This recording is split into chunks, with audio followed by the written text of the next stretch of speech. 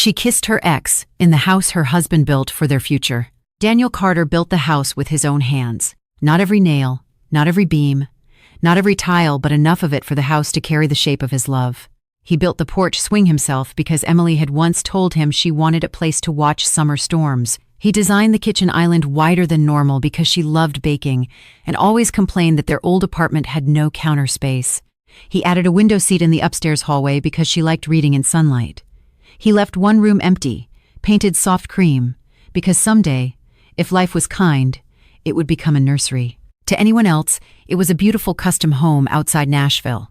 To Daniel, it was a promise.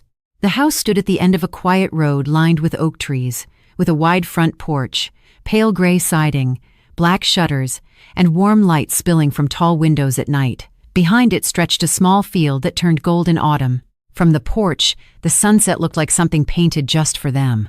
Daniel had imagined everything. Emily making coffee in the kitchen, children running down the hallway, Christmas lights around the porch, Sunday mornings with pancakes and music, old age on the swing, her hand in his. He had built walls, but what he really wanted was a future. Emily knew that. That was why the house terrified her. When they first married, Daniel and Emily were young enough to believe love would explain everything. They lived in a small rented apartment above a hardware store. The bedroom window rattled whenever trucks passed. The heater worked only when it felt generous. Their dining table had one uneven leg, so Daniel folded cardboard under it. Emily used to laugh and say, "One day we'll miss this place." Daniel always answered, "Not me. One day I'm building you a real home." She would smile then, because back then the dream felt soft and far away. Daniel was a contractor, hardworking and patient. He could look at an empty lot and see walls, windows, wiring, stairs. He could see what something might become before anyone else did. Emily loved that about him. She loved his steadiness. She loved that he remembered her coffee order. She loved that he touched her lower back when they crossed streets. She loved that he made her feel chosen. But steadiness can become weight when a person is not ready for permanence. As the years passed, Daniel became more focused on the future, saving money, buying land, planning rooms, taking extra jobs, working weekends, saying no to trips because lumber prices had gone up, saying no to dinners because he needed overtime. Emily understood at first. Then she became tired of understanding. When he talked about the house, his eyes lit up. When she talked about feeling lonely, his eyes filled with guilt. But the next morning, he still left before sunrise. "I'm doing this for us," he would say. Emily believed him. That was the problem. She believed him so much she could not explain why being loved by his sacrifice still felt like being left alone. The house was finished in early spring. Daniel brought Emily there before the final inspection. He covered her eyes with one hand as they walked up the porch steps. "Daniel, I already know what it looks like," she laughed. "Not finished." "You are ridiculous." "Correct." He opened the front door, guided her inside, then removed his hand. Emily went still. The house smelled of fresh paint, cedar, dust, and sunlight. The living room opened into the kitchen. The floors were warm oak. The fireplace had a stone surround Daniel had chosen because she once said stone made a room feel grounded. Through the back windows, the field shimmered green under morning light. Daniel watched her face. "Well?" he asked. Emily smiled because she knew he needed it. "It's beautiful." His shoulders relaxed. "Come here." He led her through every room like a child showing a treasure. "The kitchen. Double ovens," he said proudly. "For all those pies you say you'll make and never do." She laughed. "Rude." "The porch. I reinforced the swing. It'll hold both of us." "Are you calling me heavy?" "I'm calling us old someday." The upstairs hallway. "Window seat." She touched the smooth wood. "You remembered." "I remember everything." Then the empty room. Daniel opened the door slowly. "This one still needs finishing." Emily stepped inside. The room was quiet. Cream walls. A wide window. Afternoon light. Nothing else. Daniel stood beside her, suddenly shy. "I thought—" He cleared his throat. "Not right now. Not unless you want. But someday, maybe." Emily looked around the empty room. A nursery.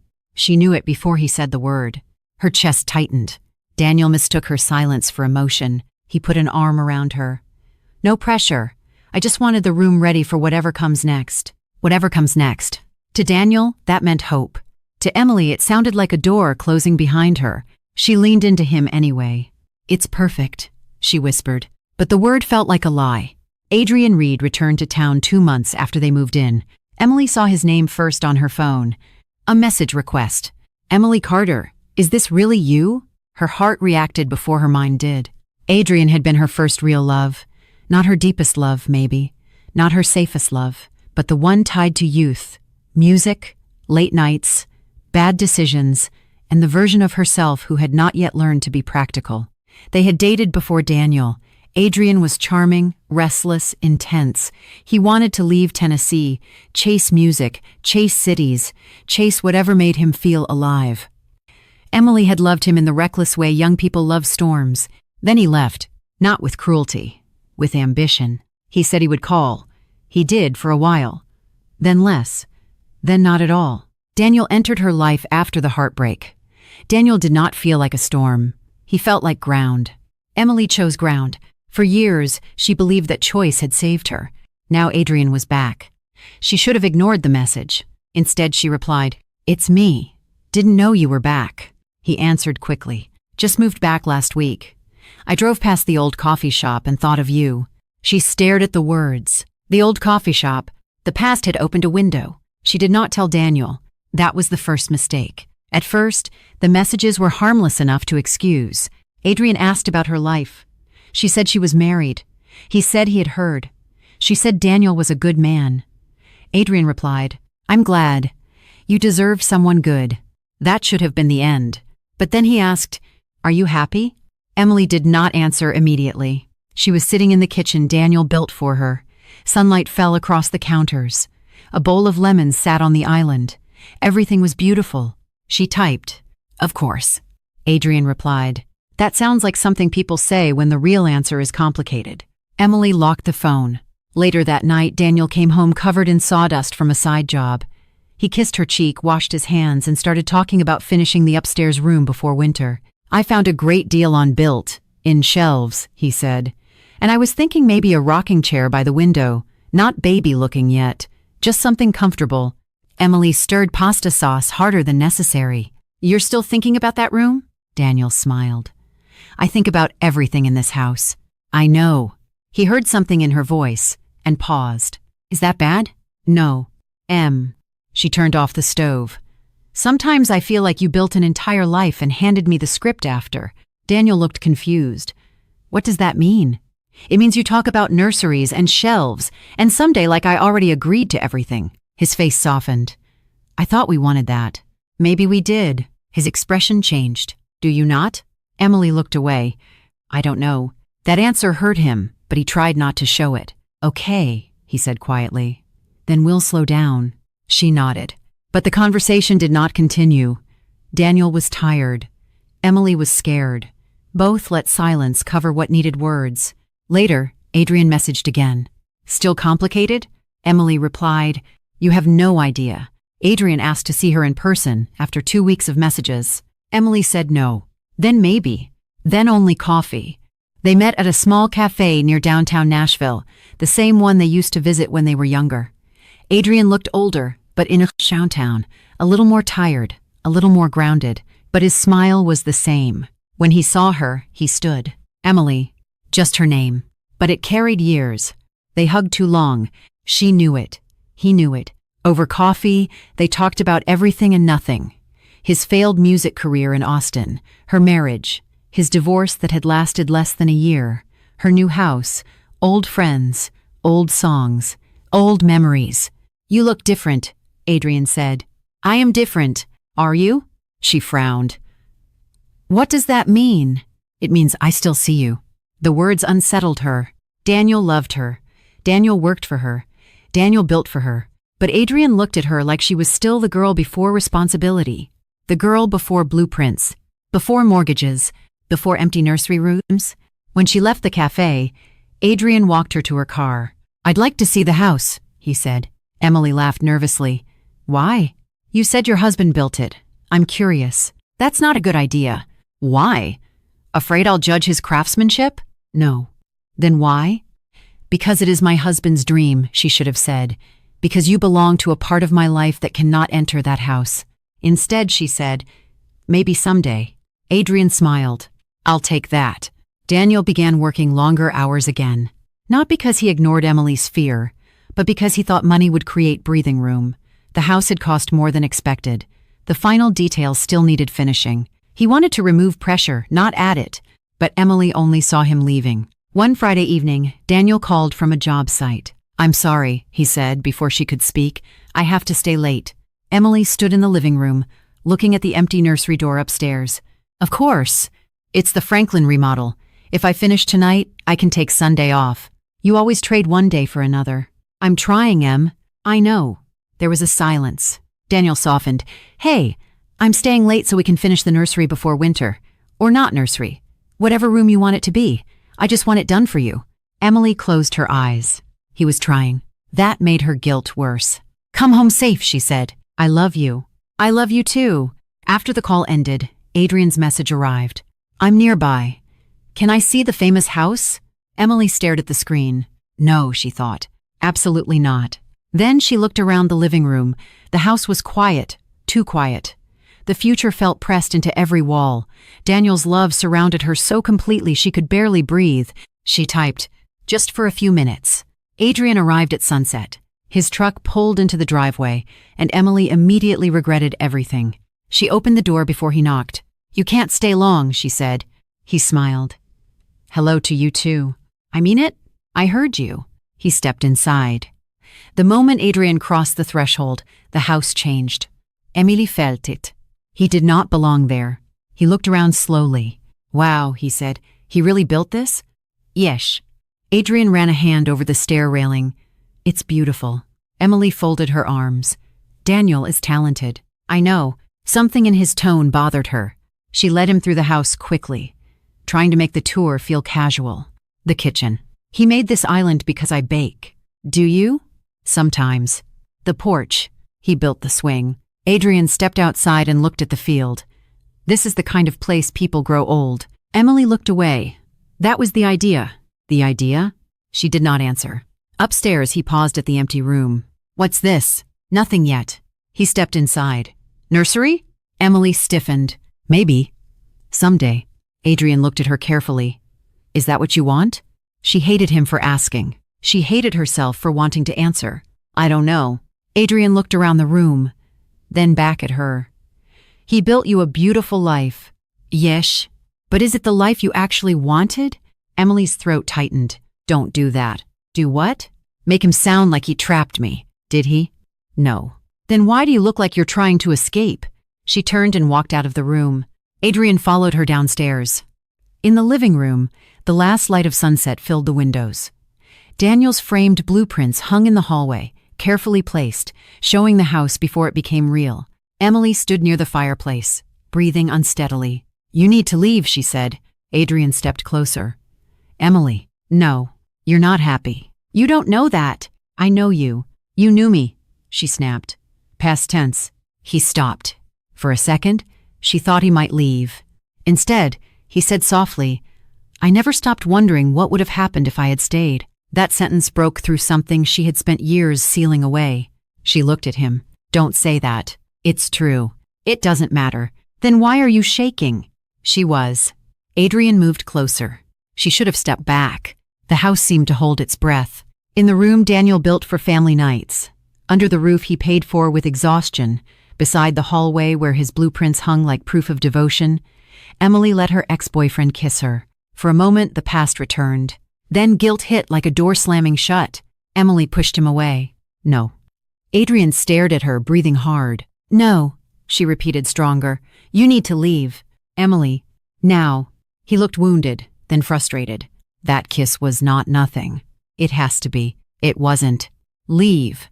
Adrian grabbed his jacket and walked out. His truck disappeared down the driveway. Emily stood in the living room, touching her lips with shaking fingers. The house was silent, but it no longer felt innocent. Daniel came home after midnight. Emily was still awake. She had cleaned the kitchen twice, wiped the living room table, opened windows, closed them, moved a pillow Adrian had touched, and stared at the front door as if Daniel might see guilt on the handle. When he entered, he looked exhausted. "Hey," he said softly. She stood too quickly. "Hi." He noticed her face. Are you okay? Yesh. The lie came out automatically. Daniel set down his tool bag. You look like you've been crying.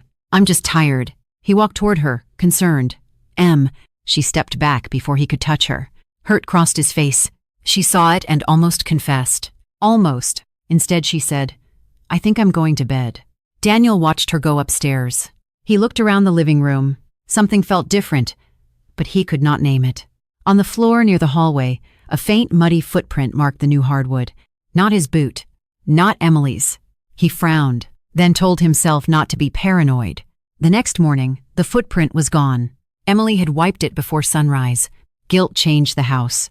Emily could no longer sit in the living room without remembering Adrian's hand on her waist. She avoided the porch because he had stood there. She could not enter the empty room upstairs without hearing his question. Is that what you want? Daniel noticed. At first, he thought she was overwhelmed. He tried harder. He came home early one evening with takeout from her favorite Thai place. I thought we could eat on the porch, he said. Emily's face tightened. Can we eat inside? He lowered the bag. Sure. Another day, he brought paint samples for the upstairs room. Not nursery colors, he said quickly. Just options. Office, reading room, whatever you want. Emily stared at the colors as if they were accusations. I can't think about that room right now. Daniel set them down. Okay. He was trying so carefully that it made her feel worse. She began hiding her phone because Adrian would not stop messaging. That kiss proved you still feel something. You can pretend, but I know you. Being in that house with you felt like we were standing inside the future you should have had with me. That last message made her angry, not because it was false, because part of her had felt it too. She deleted it. But Daniel saw the movement. Who are you texting? No one. His face changed. No one has been texting you a lot lately. She locked the phone. It's just work. You don't usually hide work. I'm not hiding anything. He stared at her. The sentence echoed too loudly. The first real clue came from their neighbor, Mrs. Langley. She was in her late 60s, friendly, observant, and always outside tending roses when something interesting happened. Daniel was fixing a loose porch board when she called from across the fence. Your friend get home all right the other evening? Daniel looked up. What friend? Mrs. Langley paused, realizing too late that she had stepped into something. The man with the truck. I saw him here Friday. Thought maybe he was helping with the house. Daniel's hand tightened around the hammer. What did he look like? Oh, I didn't mean to. It's okay. She described Adrian. Daniel thanked her. Then he sat on the porch steps for a long time. When Emily came home from the grocery store, he asked calmly, Did someone come by Friday night? Her face changed. What? Mrs. Langley saw a man's truck. Emily looked toward the neighbor's house, then back at Daniel. Oh, that was Adrian. The name struck him because he knew it. Her ex.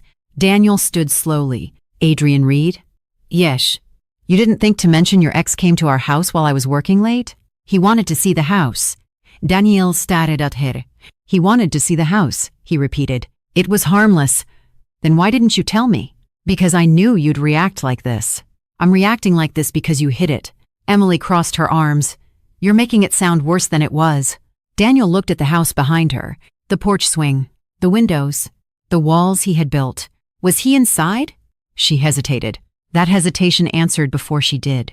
Yes, for a few minutes. Daniel nodded slowly. Did anything happen? Emily's eyes filled with panic. No. It was the second major lie. Daniel wanted to believe it. But trust had begun to crack. That night, Daniel checked the porch camera. He hated himself for doing it. He had installed the camera during construction, mostly to catch deliveries and protect tools. He rarely looked at the footage. His hands felt heavy as he opened the app. Friday night. 12 p.m.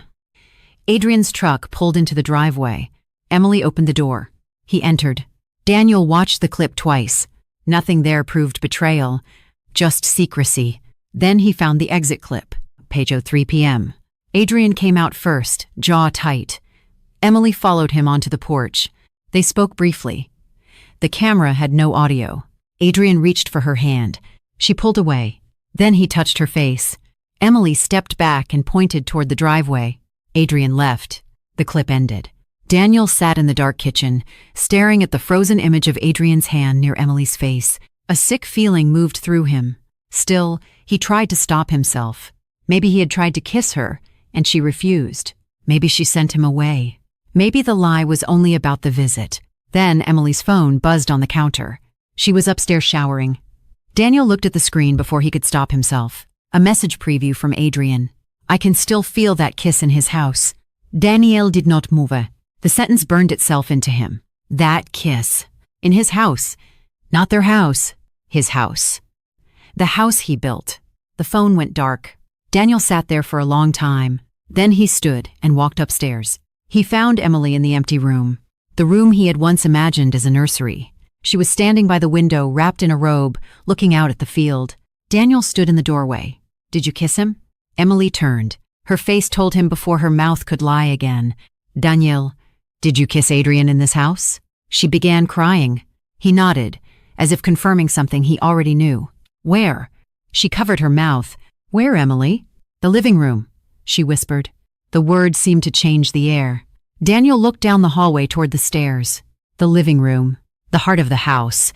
The room where he imagined Christmas mornings, movie nights, birthday parties, tired evenings, children asleep upstairs. He turned back to her. I built this house for our future, he said, voice breaking, and you brought your past inside it. Emily sobbed. It was one kiss. Daniel laughed once, but there was no humor in it. One kiss? Do you think that makes it smaller? I stopped it. After it happened, I told him to leave. After you let him in, she flinched. Daniel stepped into the room slowly. This room, he said, looking around. I thought maybe one day we'd bring a child home here. Or maybe not. Maybe an office. Maybe your reading room. I didn't care, Emily. I just wanted it to be ours. It is ours. No, he said softly. I don't know what that means anymore. She cried harder. I was scared. Of what? Of this. She gestured around them. The house. The future. The way you seem so sure of everything. Daniel stared at her. You thought I was trapping you? No. I thought I was trapped by how much you loved me. That sentence broke him in a different way. He sat on the floor because his legs suddenly felt weak. Emily knelt near him but did not touch him. I didn't know how to tell you, she whispered. You worked so hard. You were so proud. Everyone kept saying how lucky I was. And I am lucky, Daniel. I know that. But I felt like the house came with a version of me I wasn't sure I could be. So you called Adrian? No, he messaged me. At first it was just talking. Daniel closed his eyes. Every betrayal had that sentence somewhere. At first, it reminded me of when life felt open, she said. Before everything had plans and rooms and costs and expectations. Daniel looked at her. I would have slowed down. I know. I did slow down when you asked. I know. Then why didn't you tell me before you let him touch you? Emily bowed her head. Because I was selfish. Because I liked feeling like I had another door.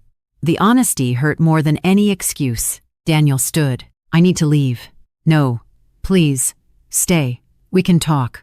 I can't stand in this room right now. He walked downstairs. Emily followed. In the living room, Daniel stopped. He looked at the exact space where it must have happened. His face twisted with pain. For the first time, Emily understood that betrayal can change architecture. The walls were the same. The room was not. Daniel slept at his brother's house for a week. He did not answer most of Emily's calls. He went to work, came back, sat on the porch, and stared at nothing. His brother Mark tried not to push. On the third night, Mark handed him a beer and sat beside him. You want to talk? Daniel shook his head. A minute later, he spoke anyway. I keep seeing the house. Mark stayed quiet. Not her, not even him. The house. His voice cracked. I built that living room thinking about our future. And now when I close my eyes, I see him standing there. Mark sighed. I'm sorry. Daniel looked down at his hands. They're still rough from that place. Every board, every cabinet, every repair. I thought love could be built if you worked hard enough. Maybe it can. Daniel shook his head. Not if one person is building while the other is looking backward. Emily ended contact with Adrian the next day. She did not meet him. She did not call. She sent one message. What happened was wrong. I let you into a house that represented my marriage, and I betrayed Daniel there. Do not contact me again. Adrian replied. So you're choosing the life he built for you?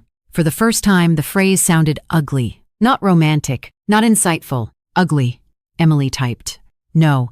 I'm choosing honesty, whether or not Daniel comes back. Then she blocked him. For days, she walked through the house like a penitent, walking through a church after breaking a vow.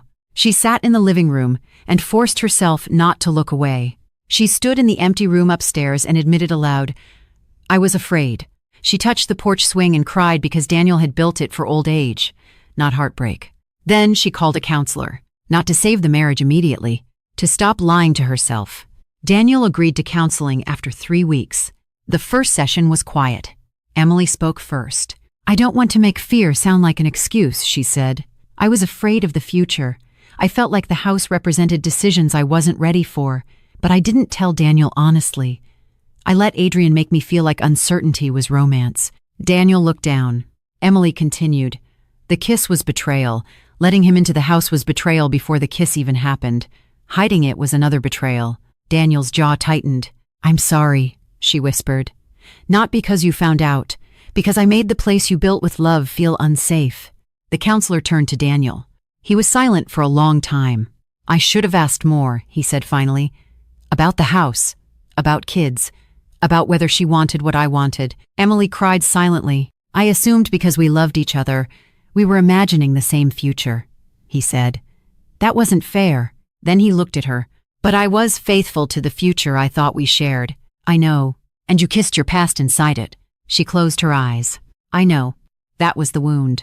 They could both understand how they arrived there, but understanding did not erase the image. Months passed. They tried. Daniel moved back into the house but slept in the guest room.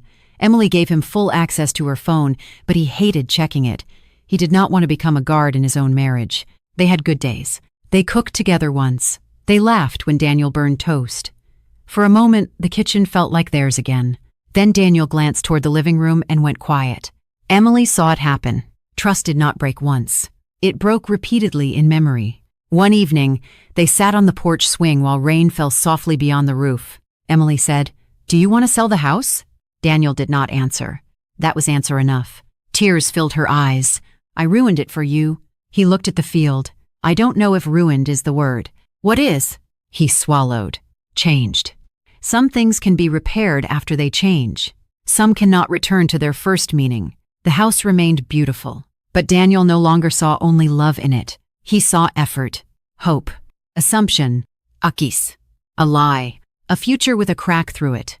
They made the decision to sell in winter. It was not dramatic. No shouting. No slammed doors. Just a quiet conversation in the empty upstairs room. Daniel stood near the window. Emily stood by the doorway. "I can't heal here," he said. She nodded. "I understand. I don't know what happens to us after the house sells. I know. I'm not saying I'm done. I know." But they both felt the truth beneath his words. Their marriage had become as unfinished as the room. The for sale sign went up on a cold morning. Emily watched from the porch as the realtor pushed it into the ground. Daniel stood beside her. For a moment, she wanted to reach for his hand. She did not know if she still had that right. He surprised her by reaching first. His hand was warm, rough, familiar. She cried silently. "I'm sorry," she said again. Daniel squeezed her hand once. "I know." But knowing was not the same as staying. The house sold quickly. A young couple bought it. They had a baby on the way and loved the empty upstairs room. "It would make a perfect nursery," the woman said during the showing. Emily had to leave before she cried in front of strangers. On the final day, Daniel walked through the house alone. He touched the kitchen island, the porch railing, the frame of the empty room. Then he stopped in the hallway and looked at the framed blueprints. He had hung them there as a reminder of the dream becoming real. Now he lifted them carefully from the wall. Emily watched from the stairs. "What will you do with them?" she asked. Daniel looked at the plans. "I don't know." He carried them to the truck.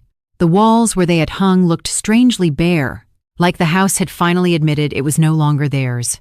Daniel and Emily separated after the sale, not with hatred, with grief. They loved each other, but love had become tangled with damage neither knew how to undo while standing inside the same story.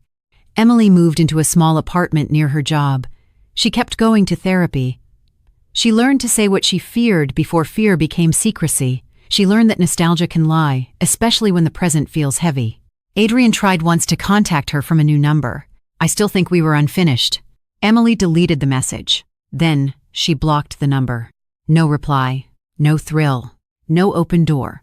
Daniel rented a small house closer to his work. For a long time, he did not build anything personal. He took jobs, completed them, got paid, left. Then one spring morning, Mark asked him to help repair a porch for their mother. Daniel agreed. While measuring boards, he realized his hands still knew how to create without promising forever. That helped. Slowly, he began to understand that the house had not been foolish. His love had not been foolish. Building for someone was not wrong. But a future could not be built by one person alone, no matter how strong his hands were. A year later, Emily sent Daniel a letter, not asking him to come back, not asking for forgiveness, just truth. Daniel, I used to think the house scared me because it represented your dream more than mine. Now I understand I should have said that to you before I let someone from my past make me feel understood. You built with love. I responded with silence, then betrayal. The kiss was not the beginning. The beginning was every honest sentence I did not say. I am sorry I brought my past into the place you built for tomorrow. I hope one day you build again without thinking of what I broke. Emily. Daniel read the letter twice. Then he folded it and placed it in a drawer with the old blueprints. He did not answer immediately. A month later, he sent a short reply. Emily, the house was real. My love was real. The pain was real too. I'm learning that all three can be true. I hope you heal. Daniel, it was not reconciliation, but it was mercy. And sometimes mercy is the last good thing two people can give each other. Years later, Daniel would drive past the old road sometimes for work. He never turned down it. Then one afternoon, by accident or maybe readiness, he did. The house looked different. The new owners had painted the front door blue. Toys were scattered across the porch. A small bicycle lay in the yard. The porch swing still hung where Daniel had installed it, moving gently in the wind. For a moment, pain rose in him. Then something softer followed. The house had become what it was meant to be. Not for him, but for someone. That mattered. He parked briefly by the side of the road and looked at it. He did not see Adrian first anymore. He did not see only betrayal. He saw effort. He saw youth. He saw a version of himself who loved with everything he knew how to give. That man had been hurt, but he had not been wrong to love. Daniel drove away. In the passenger seat of his truck were new sketches for a small cabin he planned to build for himself near the river. Not for a marriage. Not for a dream he had already assigned to someone else. For peace. This time he would build slowly, honestly, room by room. Emily also learned to live differently. When she later began dating again, she did not hide her uncertainty behind smiles. She told the truth early, even when it made things awkward. I'm afraid of being trapped, she told one man after 3 dates. He did not run. He asked, what does trapped feel like to you? She cried after that conversation, not because she loved him, but because she had finally done what she should have done years earlier. Told the truth before it became a locked room. She never forgot Daniel. She never wanted to. Regret, when faced honestly, can become a teacher instead of a prison. And the lesson remained with her always. A house can be built with wood, stone, and sacrifice. But a future cannot be built from assumptions. It cannot survive on silence. It cannot be protected by deleting messages, hiding fear, or kissing the past in rooms meant for tomorrow. A future can only be built with honesty. And when someone brings the past into the place meant for tomorrow, even the strongest walls can begin to crack.